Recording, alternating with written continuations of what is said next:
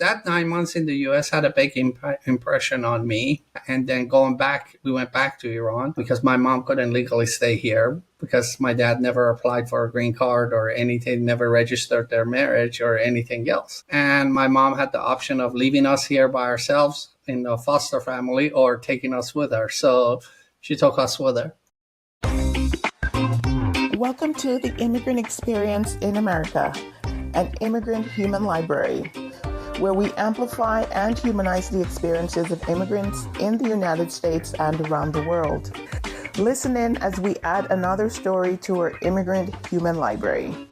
After what I went through and all of that, you learn that people have their own demons and they have their own struggles and those things, and you have to be okay with that. And you kind of let them do their thing, and if they decide to come and contact me, that's great, and if they don't, that's their prerogative and that's their choice, and I don't hold anything against them for it. And I don't even hold anything against my father for it because he lived a different life as well. So who am I to judge anybody at this point? Right. I can imagine. He probably had his own internal struggles as well, right? Right, exactly. Knowing the reality of having multiple lives and all of that. So I can't even imagine his internal conversation. Right, Um, exactly. Yeah, yeah. wow. But I'm happy you were able to connect with him later in life and get his story and spend some time with him. Yeah, absolutely. Um, wow. How is your mom? Is she with you on the US or is she back in Iran? No, she actually never left Iran. She stayed there, and she still lives there. She still lives in Tehran, and she likes her life. She's 80 some odd years old, and she never wanted to leave Iran. She kind of comfortable. She didn't want to learn a new language and new culture and all of that stuff. So she's there. And my sister lives in Copenhagen in Denmark, and I still connect with her once in a while as well. Okay, so you do have a sister with your dad from your With my dad's dad and my mom, relationship. yes. Yeah. Okay. Did she Yeah. ever remarry or she just never moved on with anybody else? My mom did remarry. She did remarry, and that was tough growing up with my mom on that because and there's a whole series about that in the book as well on the circumstances there because he was at the beginning he was very pro-Islamic and pro-Islamic government and all of that, and living with me was not a easy thing, and living with him was not an easy thing either. So Wow, I can imagine. Wow. Okay. So how did you how long were you with your father, like your biological father? Like how long was he around with you when you were until I growing was up? about seven. I was about seven Okay. years old. Yeah. But you knew enough that his where he was from, the culture made such an impression of on you that later on in life it impacted you so much that you said you joined the rebels and you were supporting a certain side. And I'm thinking at 7, how do you come about making such a decision when you get older? Yeah. So I grew after my dad left, we actually came to the U.S. for about 9 months and lived here for about 9 months trying to find him. My mom wanted to basically give a last ditch effort to find him, and he was always one step away from us, and he was always one step ahead of us. Every Mm. time we think we had an address, we hired a PI to look for him. And every time the PI would find an address for him, he would have left the day before the PI got there. And so it's like he knew that we were looking for him. So that 9 months living in the US, and I was about 11 years old at that point, and 10 or 11 years old. And that 9 months in the US had a big impression on me. And then going back, we went back to Iran because my mom couldn't legally stay here because my dad never applied for a green card or anything, never registered their marriage or anything else. And my mom had the option of leaving us here by ourselves in a foster family or taking us with her. So she took us with her, and we went back to Iran with her. on there. And I was always a child that was always reading and understanding and all of that. And my uncle, and this part is in the book as well, my uncle had a book repair shop that uh, I always spend a lot of time in his bookstore reading about different things and different books and those types of things. So I really understood a lot more, and I had to grow up really, really fast in that process. So tell me, give me a sense for like your journey into the military on the Iranian side and then on the US side, and like what influence was it knowing who your dad was at that young, being a teenager and finding out what your dad possibly do for a living, or was it somebody indirectly influencing you to go into the Yeah, military? I had no idea what my dad did for a living until about 30 years later when I found him. So I had no idea what he did or where he was or how all of that kind of came together. But in Iran, it was about ideology and about losing freedoms and things like that that really motivated me to fight. And then getting out of Iran and coming to the U.S. No language, no money, nowhere to sleep, nowhere, nothing to do, and then all of a sudden, an army recruiter shows up and he said, "Hey, you want 3 meals a day, good pay, a place to sleep?" I'm like, "Sign me up. I'm going." So that was the thing. And then when I went into the army, I just couldn't go to. I always try. I'm always an overachiever, so uh, every time somebody showed up and said, "Hey, you want to sign up for this thing?" I'm like, "Sure, sign me up." I went to the next level. That's how I ended up in special operations. Wow, wow, wow. Okay. Um, what was it like on the Iranian side then, compared to like being in the military in the US? It was really different because when I got drafted into the Iranian army, part of it, it was basically, here's a gun, here's how to shoot it, go to war. And Mm. it was like a 3 week training and go to war. And I was on the front lines between during the Iran and Iraq war. And in the U.S. military, it was very different. You get lots of training, lots of right equipment. It was completely a different experience between the two. But when I was got deployed to the first Gulf War, it was like I was fighting with Iraqis again, just from a different side under a different flag, Hmm. but the same enemy. Right, right. Okay, okay. Right. Wow, wow. So I'm wondering, here's one thing that just popped in my mind about um can you educate the public or our listeners about the hostage situation that was going on during that time? I think we might see clips of it, but I don't think people really know the story. Can you give us a bit about like what went on with that? Yeah, sure. So it goes back a little bit in history on that side. So I'm going to start a little bit farther back than the hostage situation of why it happened and how it happened. So in 1953, there was a democratically elected prime minister in Iran, and the Shah of Iran left the country, and the prime minister took over power in Iran.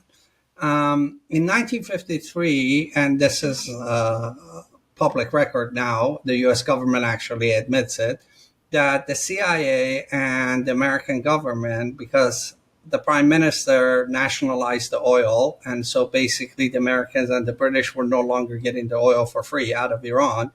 Mm. They staged a coup out of the American embassy and overthrew the democratically elected prime minister and brought the Shah back into power.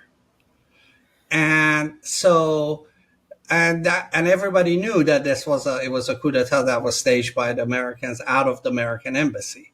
So after the revolution in Iran and all of that, the first place they went, because they thought that they're going to do it again, the first place they went was to the American embassy and trying to basically take over the American embassy so they can't start another coup d'etat against the Islamic government that just got into power at that time. Mhm. Now, the thing was is that it was a different government, a different strategy, all of that. But at that time, nobody cared. And they basically stormed the embassy, took all of the American hostages in there, and they were there for 444 days, hostages in there. And actually, last week was the anniversary of Operation Eagle Claw, which was the Americans that went into the deserts of Iran trying to rescue the hostages, and their planes collided with each other, and a lot of American servicemen died during that because during that operation it was a failed operation under the Carter administration, trying to rescue the hostages. And once Carter was out of power and Reagan came into power and became a president, they finally released those hostages. But the original thought process from the Iranians were they staged a coup d'etat once before out of that embassy. We're going to do it again. They're going to do it again. So let's go take it over, basically. And that's how the hostilities started. Right, right, right. Okay. Wow. So you mentioned that once you joined the U.S. military and you got into special ops, you were serving in Sierra Leone and West Africa and some other places. I've been to Freetown, so I felt the connection there with you. And not sure where else in Africa you've been, but West Africa's, has its intrigue and so forth. So much rain that I have ever seen in my Yes. life. I have never seen so much rain. I'm telling you, monsoon Yes. in the middle of summer. Like, Yes. what in the world? I was there for 10 weeks and I was like, okay, this is a lot of water. Yeah.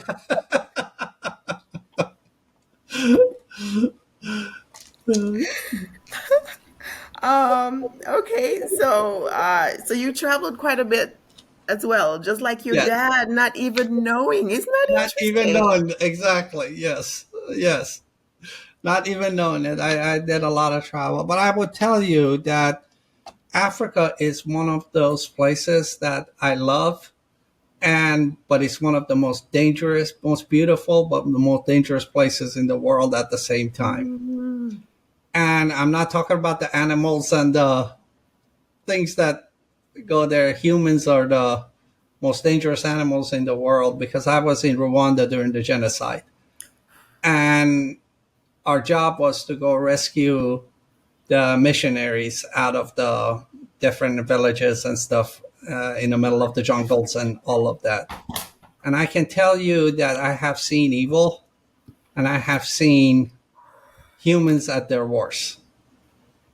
And I have seen humans at their best in that situations as well because there were some very dedicated people trying to help at the same time during the most awful time that you can even imagine. So, and there's a chapter about that in the book as well, about my experience there. And what you see is just unbelievable. Unbelievable. I've heard snippets, and I guess they came out with that movie, and it's horrifying, right? It is. It's completely horrifying. Yeah. Very sad, very sad. But there's still ongoing conflicts in certain parts of the continent. But as far as I know, they were working through their issues between the two groups from back then. So I'm Yes. hoping that progress has they're able to get along after such an atrocity, and hopefully we don't get back to that point again, Yes. right? Absolutely. Absolutely. I have high hopes for the human race that at some point we will learn how to get along with each other. I hope so. Oh my goodness. During some of my research, interestingly, as we're talking about international travel and different cultures, different countries, I came across a quote that talks about ethnocentrism, which is basically when somebody feels like their culture from whatever country they're from is like the best in the world. They have such Hmm. strong cultural pride, Yeah. and somebody basically said that they believe ethnocentrism is kind of the the underneath like racial tendencies, racial beliefs, and I could see that. And so I'm wondering, like what has been, and I don't want to get political or talking about Mhm. racism or anything like that, but like what are have been like some observations that you've had having gone from, spending some time in the US, being exposed to the Black community, building relationships with different people. Like what are some observations that you can share with us? Yeah, one thing I can say, I always refer to Nietzsche and his famous quote about patriotism is my country is the best because I was born in it. That's really what it is. and and you can take that from race, religion, any of those factors. It's usually the same thing. So when you look at it from that perspective, it's I think it's lack of understanding. A lot of times there's a lack of understanding of different cultures and that it's different. It's about the difference, that you don't look like me, you don't talk like me, you don't cook like me, you don't eat the same food as I do, and you're different.